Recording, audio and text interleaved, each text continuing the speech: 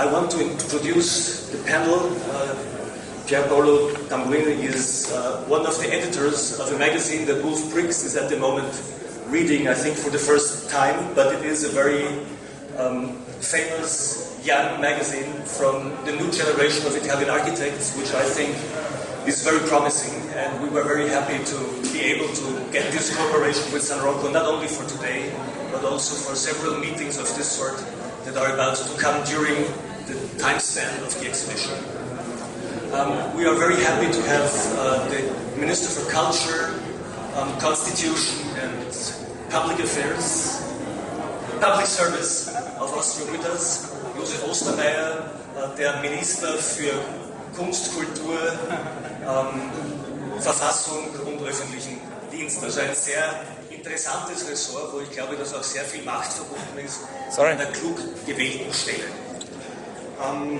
Harald Trapp, zu meiner Linken, ist der Co-Curator, der mit mir dieses Projekt des Biennale Pavillons seit einem Jahr nach oben gezüchtet hat, inklusive Pflanzen im Hof. Also es hat so einiges wirklich sehr viel zu tun gehabt mit einer Art von Bepflanzung.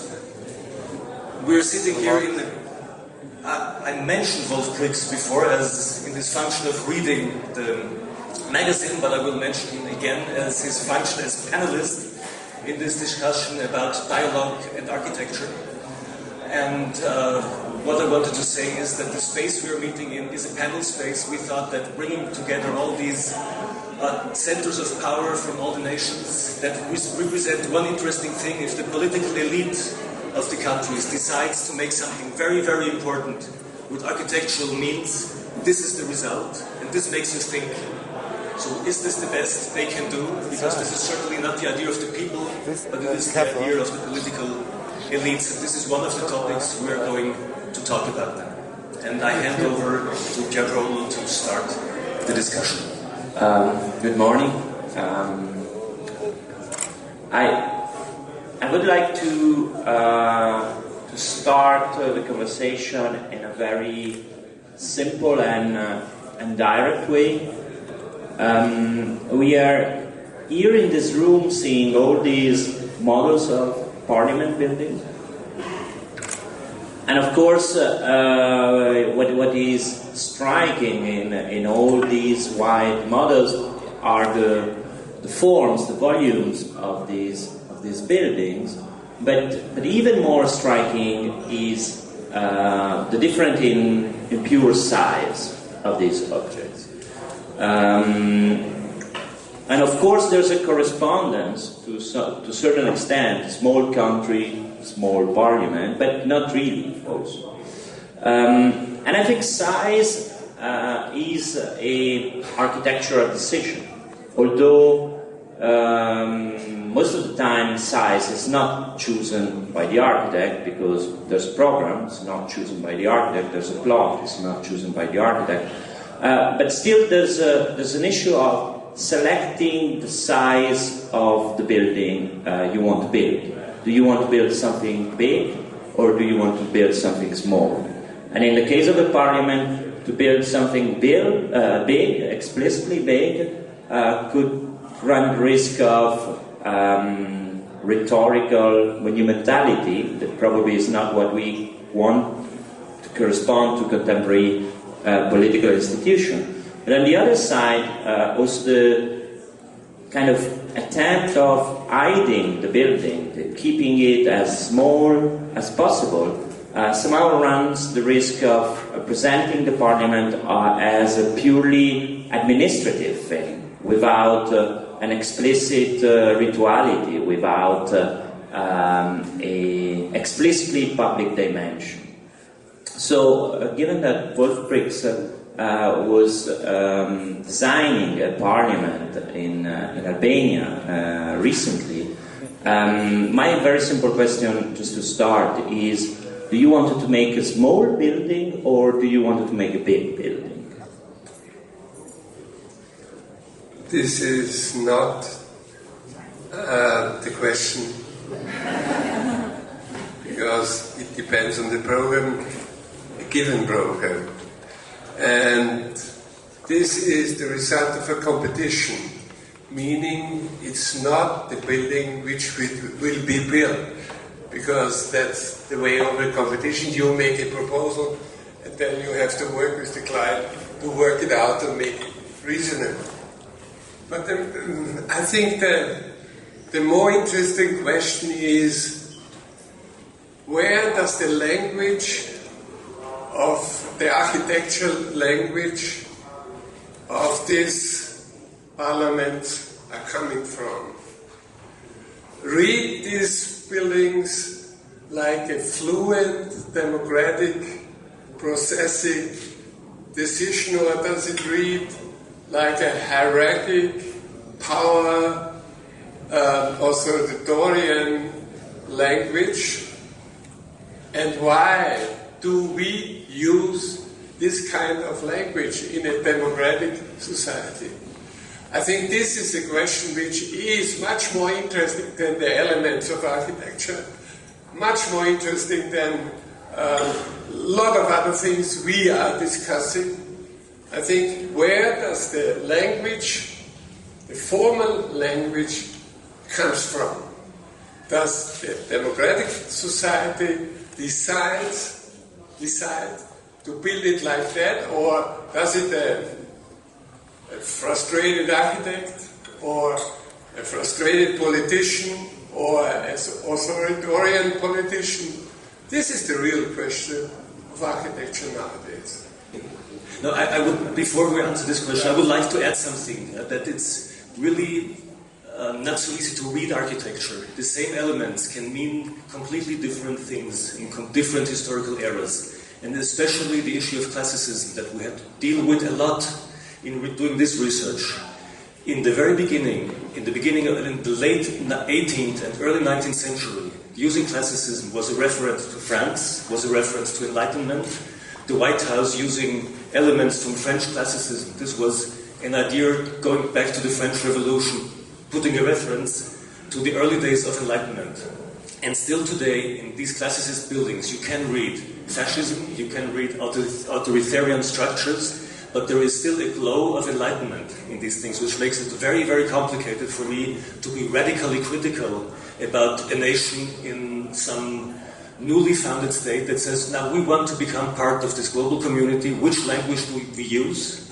And I think that this afterglow of Enlightenment is still visible in these classicist structures in some cases. In other cases, the completely identical elements mean nothing else than the idea of radical, hierarchical systems. And the attractive thing in classicism for hierarchic system is that classicism is a hierarchy by itself. Everything has a beginning, a middle, and an end, and the whole world is a hierarchy. And if you look at the Myanmar parliament, it even looks like a tree, like a hierarchical tree, not only the elements, but the whole structure is really the image of a radically hierarchical, authoritarian regime. So this, I just wanted to say that talking about which form do you use is really a very, very complex question. I want to add something. I think I told it yesterday. It seems necessary to me to say that parliament means not democracy. The most buildings here are parliaments, but not parliaments of a democracy. But I want to remember the figures. I think 12% of the population of the world is living in real democracies, 35% in nearly democracies, and here are 169 buildings, and I think, I don't know exactly, but I think half of it are parliaments in democracies and half are camouflages of authoritarian regimes. Yeah, I would like to add another thing. If you look at these buildings around, they are all clearly, are already from these models, buildings of the 19th or 20th century, with few exceptions, or even the cases like the Italian one that is actually a restoration, they are from that moment, right? Because parliamentary democracy as clear belongs to a clear moment in time. And Do you think we will come to see these buildings as expression of a particular moment in the history of the world, a moment of parliamentary democracy, and then maybe in 200 years we will be in a completely different regime, and these parliaments will be kind of a trace of a certain period in time. Imagine we go towards a direct democracy, I don't know, through the internet, or some sort of new totalitarianism, whatever. They all seem pretty much similar in values they want to communicate, and maybe they will soon be completely outdated. Do you think there is this possibility? That's the possibility that we try to show with what we're doing in the courtyard. That obviously right now there's a strong movement of even changing the way people try to express their voices in politics, and these forms are self-organized. They are using social media, they're using kind of a virtual space, but at the same time, as I always mention, they call themselves Occupy. So there is obviously a need to occupy public space. And so the whole question of what is a public space, what is private space, we have this kind of privatization of public space, also becomes very important. But as you're right, I think 80% of these parliaments that you see here, and it's 196, so it's all over the world, were built after 1949. So it's quite obviously, in architectural history, a quite recent moment. But the organizational form, like the program that drives these parliaments, is very, very similar. We did a topological analysis. There's few that use this kind of confrontative model of Westminster, and the rest is all semicircles, amphitheaters. So the organization of a plenary situation, of an assembly, seems to have become to a certain deadlock.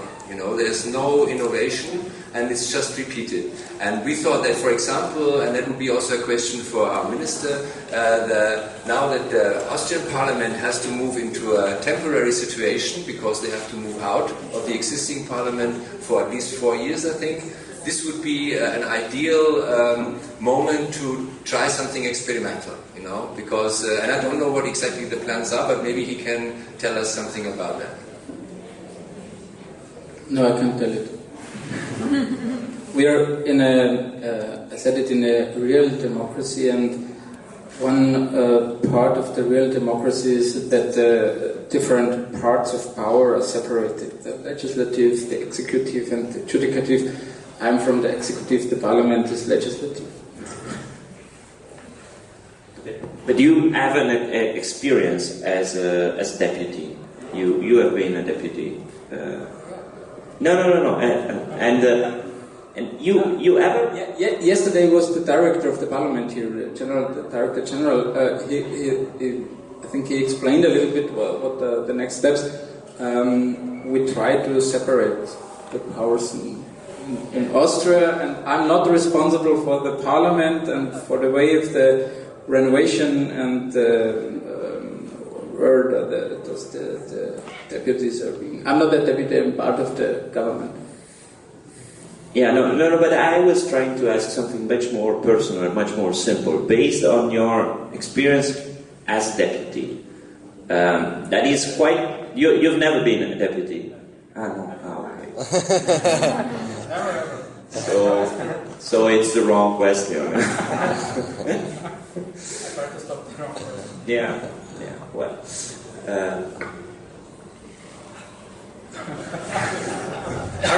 Harald's question and your question was about 200 years from now. We know that 200 years from now, one of the sentences you hear in the garden is, "This place will never look the same," by an English sociologist. It's one of the key sentences. And we have no idea what will happen in 200 years. But it's very likely that supranational institutions will take over much of the tasks that at the moment national institutions have to perform. And this is an extremely tricky process, as we see in the European Union.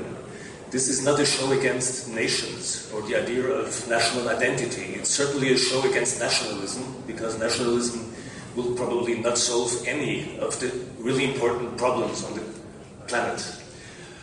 We even thought of building the supranational institutions, like the two parliaments of the European Union, like the African Parliament in Addis Abeba, like the United Nations in New York, and we had the idea of integrating them in some way, but we didn't find the right place to do so, because they are really in development.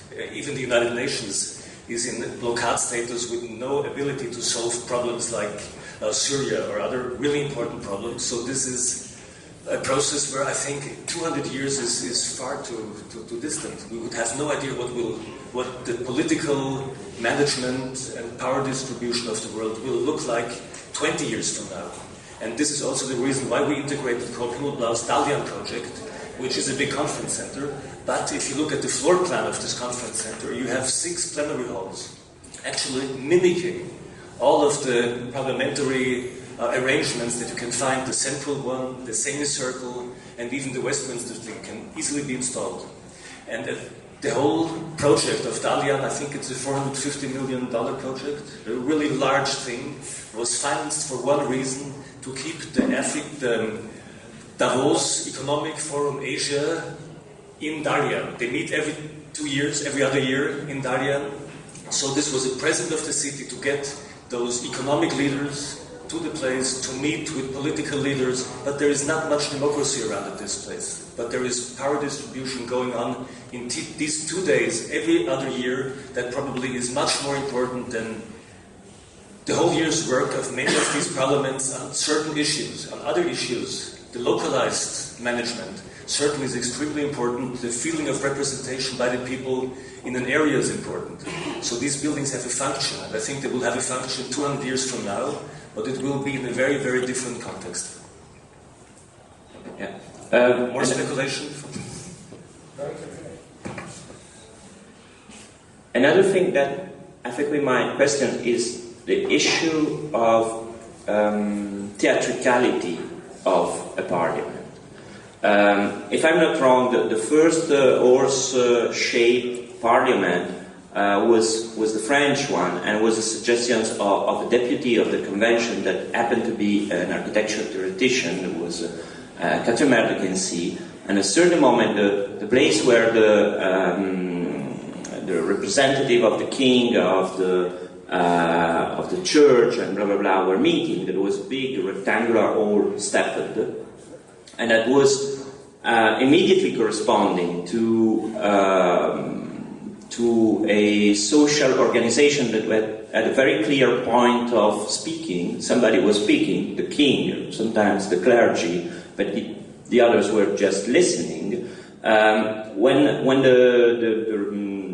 When the deputies after the French Revolution started to meet there, they realized they couldn't speak there because it was typologically not correspondent. And then these architecture theoretician came with the idea of using a theater like a shape to stage a new form of discussion. And it was a very innovative typological decision to use something completely different. And to a certain extent, I think a parliament is always also a stage. And also there is this issue of transparency somehow in a parliament, of being a place where citizens can see through. And my question is about the risk of this, the risk of excessive transparency that becomes kind of too much of a stage, becomes kind of Big Brother kind of situation. And I'd like to ask Wolf Prix whether this was an issue in designing the Albanian parliament, because it's a transparent building, and transparency might even be sometimes a tricky issue. So in which sense it is transparent? Of course, it wasn't the point of departure that we wanted to make the process of making decisions which are important for the people of this country visible. But this was only one point of the concept. Nevertheless, I want to go back to this for me at least, nowadays the most interesting question about how society expresses itself in the third dimension. Are we stuck in this classicistic, hierarchic, theoretical thinking, or is there a way out of this pressure which is always augmented by money? I think the tool of the computer could help us to articulate a new aesthetic for a new society. New society means a society who can handle the problems of climate, water, hierarchy, and so forth. I think, in my point of view, without a new aesthetical statement, which is not only expressed in architectural design, but in many other levels as well, we will have trouble to solve the complex problems which are coming up to us. One word, complex societies have complex problems, and you cannot solve complex problems with a simple solution. You have to invent a complex solution. The advantage of a simple solution is that it's easy to understand. You can, populistic we call it. It's easy to understand. But it's never new. At a certain moment, you mentioned the case of the Bangladesh parliament and the workers there speaking about beauty. I would like to ask the minister how much the issue of producing beauty, even spending money, public money for the production of beauty, is present in contemporary Austrian and European politics. Are you interested in spending money for beauty, or do you think beauty is something that should be explicitly discussed on a political level? You said beauty. Beauty. Schönheit. Yeah, we decided. In my former job, I was responsible in Vienna for housing and subsidized for housing and housing renovation, and we decided that not we decide, the politicians, not we decide what is beauty, if you want to take this term, but we delegated the decision to competent persons, and the head of the jury was Wolf Briggs. Okay, he's responsible for beauty. There were more parameters to decide which building was got the subsidies, not only beauty.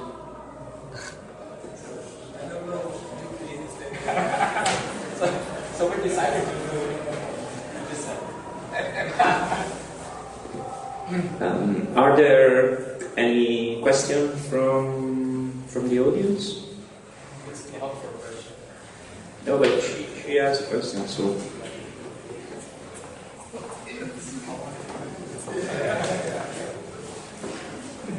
I have a question to Mr. Briggs concerning the parliament in Tirana, because Tirana is not the prototype for a democratic republic, and so I wanted to ask, how do you define the task to build the parliament there for yourself?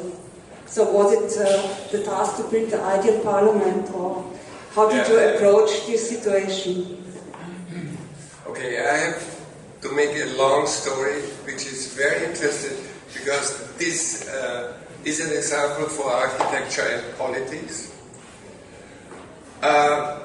I'm very bad in thinking back. I don't know, 4 years ago, Edi Rama, who was educated in Paris in an art school, was the mayor of Tirana after Hoxha was away, after they decided to go into a democratic system. Edi Rama was an artist, and he invited artists and architects to think about a new city plan. And one of the competition he enforced was the parliament, a new parliament in an existing building. We took part on this parliament, on this competition, and we didn't win, we won the second place. Edi Rama said to us, I'm so sorry, I want you to build this thing, but the jury was against me, and so forth. Break. Then a new government came up, which were coming from the north. This was the area where Hoxha terrorized the whole Bevölkerung. So they hated Hoxha and decided to do a new competition on the place where the mausoleum for the dictator was built. He was never placed there because Umbruch.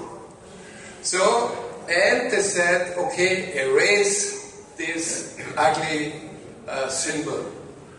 Since I think it's not necessary to keep symbols for dictators, which was the worst dictatorship in Europe, we said, okay, no problem, yeah? We erase it and we build a new parliament as a sign for the upcoming democratic development. And we won this competition. And while working on the project, we could hear that people were going into the pyramid and a Jugendzentrum and was establishing. And I said, okay, we can integrate that in a new parliament, which is actually a great idea, to have more than just only this one function of decision making in this parliament. So, but it happened that the government was replaced by a new government, and Edi Rama was the new minister-president of Tirana, prime minister, and he called us up and said, okay, now I said you will build the new parliament, but not because I'm coming from the south, where Hoxha is coming from. My father was doing a sculpture for this mausoleum. We cannot erase this this symbol, we have to keep it, and all the architects who were invited said, this is beautiful, you should keep it, you should make a Jugendzentrum out of it, or a discotheque. Crazy, stupid like hell, but they keep it, and we are working now on to develop the second prize into the first prize, which was easy because the architect who won the first prize died in between. So this is the story where architecture and politics are very close, and you see what happens if you have to wait too long to get a project. And in the installation, you see the ghosts of this pyramid appearing on the screens once in a while. In 2011, there were riots around the pyramid with burning cars and a very interesting political situation that is represented in some images there. More questions?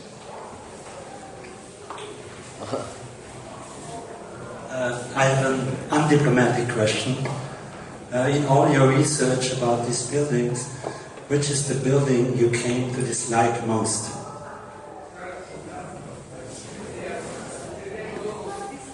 Tricky question.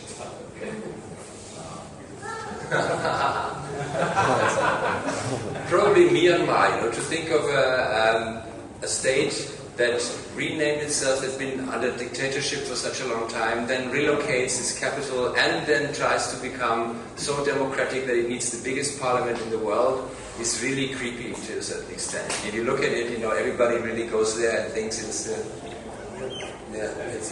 really, this was really striking to see that, because it's even it's placed in a governmental district which It was built in 2008. It's a very recent building. It was built, I think, certainly by teams from abroad. Usually in these countries, New Zealand, Australia, they're very active. And as I said before, it is the complete hierarchy of the society that is inscribed in the floor plan of this building. And what you see there is just a small section of a huge government district where every ministry has its own, its own complex, almost the same size as the parliament. And it's really, we also set up a Wikipedia, a wiki installation for our exhibition here, and there you can go to the websites of the countries and see images of these structures, and you can go on Google Maps and really analyze this by yourself. And it is, as Harald said, it's an absolutely creepy situation from whatever angle you look at it. Any more questions from the public? Then, as we wanted to set up this series of discussions as something short, more spontaneous, and not lasting too long, especially in other climatic situations like this one.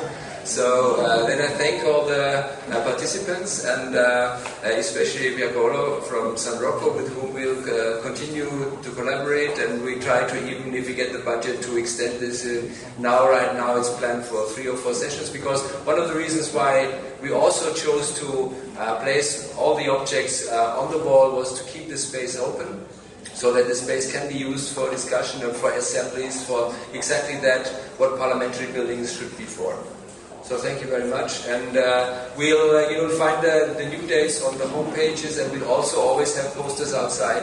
If you have the chance to come back to the Biennale, then please drop in and participate. Thank you very much.